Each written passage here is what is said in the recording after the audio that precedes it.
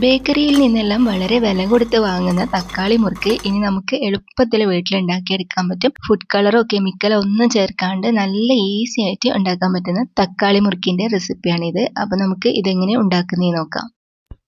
ആദ്യം തന്നെ നമുക്ക് തക്കാളി ഒന്ന് കുക്ക് ചെയ്തിട്ടെടുക്കണം. ഞാനൊരു 3 വലിയ തക്കാളി എടുത്തിട്ടുണ്ട്. അത് നമ്മൾ പാത്രത്തിലേക്ക് ഇട്ട് കൊടുത്തിട്ട് ഇതിലേക്ക് നമുക്ക് ആവശ്യത്തിനുള്ള വെള്ളം ഒഴിച്ചിട്ട് ഇത് വേവിക്കാൻ വേണ്ടിയിട്ട് വെക്കാം.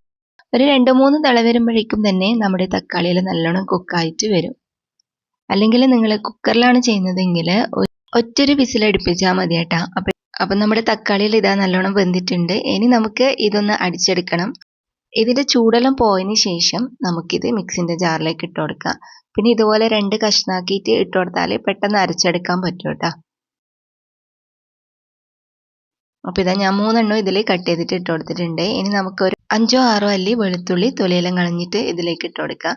നല്ല പോലെ അരച്ചെടുത്തതിന് ശേഷം നമുക്കിതൊരു ബൗളിലേക്ക് മാറ്റി കൊടുക്കാം. ഇനിയിപ്പോൾ നമുക്ക് ഇതിലേക്ക് 1 കപ്പ് കടലപ്പൊടി ഇട്ട് കൊടുക്കാം. എന്നിട്ട് 1/2 കപ്പ് അരിപ്പൊടിയും കൂടി നമുക്ക് ഇതിൻ്റെ കൂടെ തന്നെ ചേർത്ത് കൊടുക്കാം. പിന്നെ ആവശ്യത്തിനുള്ള ഉപ്പിട്ട് കൊടുക്കാം. പിന്നെ കുറച്ച് കായപ്പൊടിയും കൂടി നമുക്ക് ചേർത്ത് കൊടുക്കാം.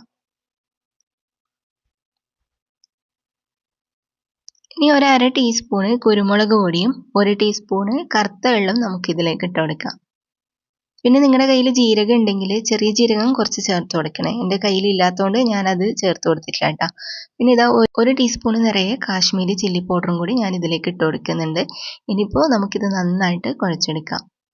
നമ്മൾ ചപ്പാത്തിക്കെല്ലാം കുഴക്കുന്ന പോലെ നന്നായിട്ട് കുഴച്ചെടുക്കാം. പിന്നെ കുഴക്കുന്ന സമയത്ത് ഇതിലേക്ക് എന്തെങ്കിലും പൊടികൾ വേണമെന്നുണ്ടെങ്കിൽ നിങ്ങൾക്ക് ആഡ് ചെയ്ത് കൊടുക്കുക കേട്ടോ.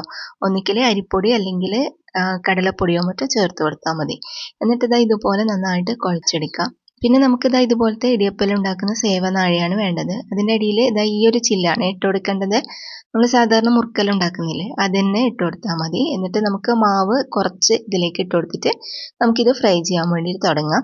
അപ്പോൾ ഫ്രൈ ചെയ്യാൻ വേണ്ടിയിട്ട് കുറച്ച് ഓയിൽ ചൂടാക്കിയിട്ടുണ്ട്. അതിലേക്ക് നമുക്ക് മാവ് ഇതുപോലെ ഒന്ന് ചുറ്റിച്ചു കൊടുക്കാം. ഇനി ഇതിന് പ്രത്യേകിച്ച് ഷേപ്പൊന്നും വേണ്ട, വെറുതെ ഫ്രീ ആയിട്ട് ഇങ്ങനെ ഒന്ന് ചുറ്റിച്ചു കൊടുത്താൽ മതി. എന്നിട്ട് കുറച്ച് സമയം കഴിയുമ്പോൾ നമുക്കിതൊന്ന് മറിച്ചിട്ട് കൊടുക്കാം. അപ്പോൾ ഫസ്റ്റ് നിങ്ങൾ മറിച്ചിടുന്ന സമയത്ത് ഇതുപോലെ കുറച്ച് സോഫ്റ്റ് ആയിട്ടാണ് കേട്ടോ ഉണ്ടാകുക. പിന്നെ നമ്മൾ രണ്ടാമത് മറിച്ചിടുമ്പോഴത്തേക്കും ഇത് കുറച്ച് ഹാർഡായിട്ട് വന്നിട്ടുണ്ടാവും. അപ്പോൾ 2 സൈഡും നമ്മൾ തിരിച്ചു മറിച്ചിലിട്ടിട്ട് ഇതുപോലെ ഫ്രൈ ചെയ്തിട്ടെടുക്കാം. ബാക്കിയുള്ളതെല്ലാം നമുക്ക് ഇതേപോലെ തന്നെ ഫ്രൈ ആക്കിയിട്ടെടുക്കാം.